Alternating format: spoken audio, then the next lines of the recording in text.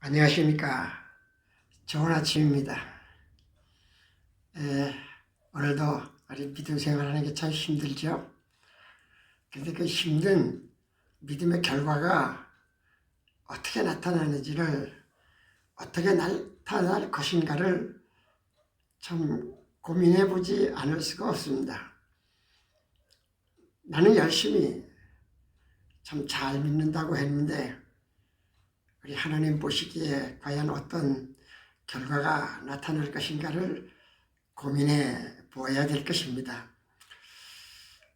오늘은 그 극상품 포도나무를 심었는데, 극상품 포도나무에서 들포도를 맺히는 그러한 장면을 말씀드리고자 합니다. 이사야 5장 2절에 보면 땅을 파서 돌을 제하고 극상품 포도나무를 심었도다. 그 중에 망대를 세웠고 또 그 안에 술틀을 팠도다. 좋은 포도 맺기를 바랐더니 들포도를 맺었도다. 이 말씀은요, 구약성경의 이사야 선지자가 기록한 말씀입니다. 이사야라는 뜻은 여호와의 구원이라는 뜻을 가지고 있고요. 이 이사야는 주전, 주님 오시기 전 681년에서 739년에 대략 약 한 50년 동안 예루살렘에서 사역을 했습니다. 그의 특징은 하나님의 말씀을 두려움 없이 선포하고, 또 그의 그 문장력을 보면 뛰어난 문학적 표현을 통해서 말씀을 기록했습니다. 또한 이 이사야는요, 모든 그 내용을 볼 때에 아주 천재적인 시인이기도 했습니다. 이사야는 주전 681년경에 기록된 것이지만은 성경은 어디까지나 예언서입니다. 우리가 예언서를 귀담아 듣고 깨달아야 할 것은 그 오래전 예언과 오늘 우리 현실의 삶에 이루어진 것을 깨달으면서, 야, 이것이 하나님의 계획이요, 알파와 오메가의 역사였구나 하는 것을 알아야 합니다. 극상품 포도나무는 하나님의 인도와 보호를 받으며 하나님의 생명인 말씀으로 낳고 자라고 성장하고, 그렇게 해야 될 민족입니다. 유다의 중심지 예루살렘에서 나는 그 백성, 그 예루살렘에서 나는 백성이 이스라엘임을 자부해야 됩니다. 그렇기 위해서는 이들의 생존 방법은 세상의 생존 방법과 다른 것입니다. 말씀을 듣고 말씀의 열매를 맺는 것이 극상품 포도나무의 의무요 책임입니다. 그런데 그들이 들포도를 맺었습니다. 그들은 당연히 하나님의 율법을 중심으로 사는 것이 보람이었고 의무였습니다. 극상품 그 포도나무는, 그렇죠, 성장 과정이 성도가 말씀을 들을 때에 설교를 들으니 당연히 좋은 열매를 맺는 줄 알고, 설교를 하니 당연히 좋은 내용을 말씀을 전하는 줄 압니다. 그런데 그 설교의 내용에 성경 말씀을 인용하지만 인간의 정욕을 실현시키기 위한 해석이라면 그것이 잘못된 거죠. 또 각자 개인이 하나님의 능력이나 받은 은혜를 정욕의 수단으로 삼게 만들어서 육체로부터 사망의 열매를 맺게 한다면 그것 또한 잘못입니다. 이런 일들이 성령을 근심시키고 거역하며 악의 소욕을 이루게 만든다는 것입니다. 예수님께서 우리의 죄를 지시고 십자가에 죽으셨으니 그 예수를 믿으면 우리는 자유하게 되고 부유하게 되고 세상에서 잘 살고 그리고 영생도 얻을 수 있다. 그렇게 자유하고 부유하고 잘 되는 사람, 이것이 믿음의 증거라는 것이죠. 참 너무 어처구니 없는 경우도 많이 있습니다. 갈라디아서 5장 24절에 보면은 그리스도의 예수의 사람들은 육체와 함께 그 정욕과 탐심을 십자가에 못 박았느니라. 이것이 사도 바울은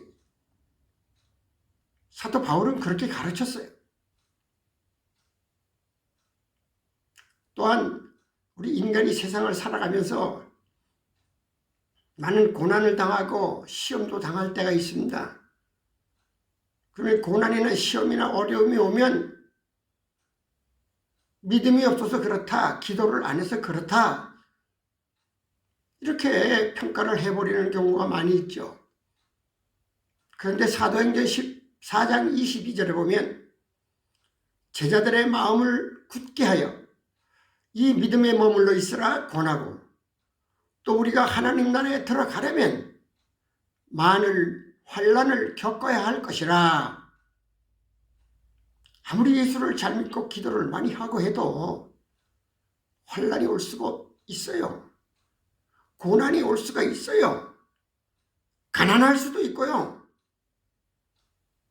시험 중에 고통을 당할 수도 있습니다. 극상품 포도나무가 들포도를 맺혔는데 그 들포도가 무엇이냐? 이 들포도는요, 그리스도인의 삶에서 빗나간 거예요.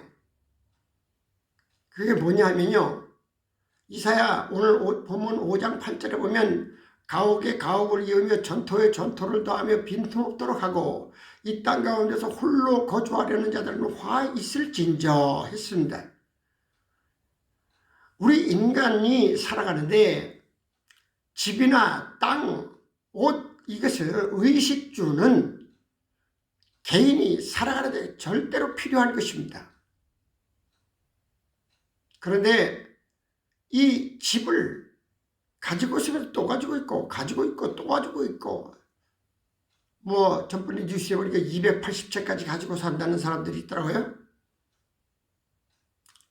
이런 사람들은 다른 사람의 삶에 주거의 그 자유와 주거의 어떤 권리를 빼앗는 거예요. 그리스도인은 그걸 잘 알아야 돼요. 땅은 뭡니까? 식입니다. 먹는 양식을 제공하는 땅이에요. 이것도 다른 사람의 그 먹을 수 있는 양식의 터전을 혼자서 많이 가지고 누리는 것도 죄악이. 이것도 들포도예요. 근데 교회가 어떻게 가르칩니까? 부자가 되라, 영광을 가져라. 그것이 믿음이다. 이거 심각한 문제가 아닙니까? 그게 들포도예요.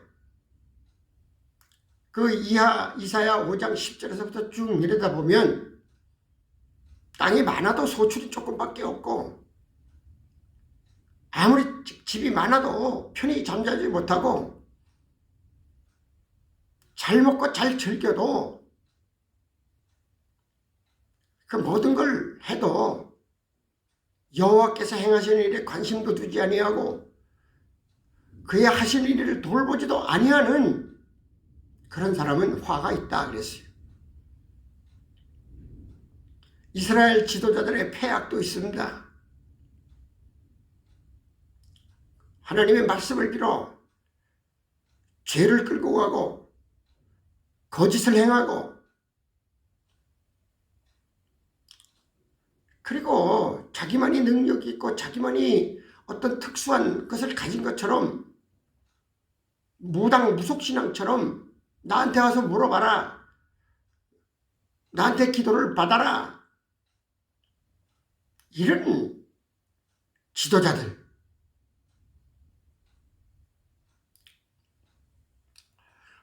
그리고 교회 안에서도 교회 믿음 생활 하는데도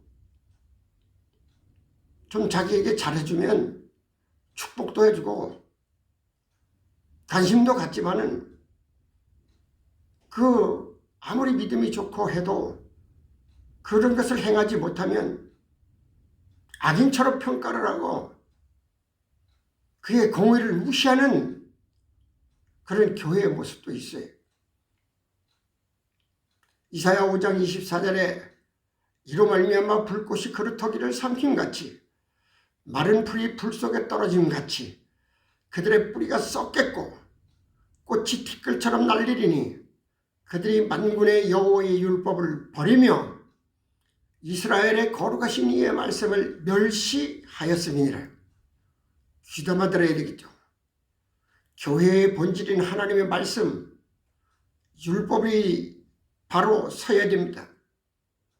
하나님의 말씀을 존귀하게 생각하고 말씀 한마디 한마디에 살아계신 하나님의 권세를 믿고 확증해야 됩니다. 사도 바울은 들포도를 맺는 이런 사람들을 향해서 그 빗나간 신앙을 향해서 한탄합니다. 갈라디아서 3장 3절에 너희가 이같이 어리석으냐 성령으로 시작하였다가 이제는 육체로 마치겠느냐. 믿음 생활의 결론은 육체의 성공이 아닙니다. 믿음 생활의 결론은 영혼의 승리입니다. 하나님의 생명의 말씀으로 우리의 영혼과 우리의 육신의 삶이 하나님이 주시는 율법과 그 질서 안에서 좋은 열매를 맺어야 될 것입니다. 들포도를 맺는 어리석음이 없기를 간절히 소원해 봅니다. 감사합니다.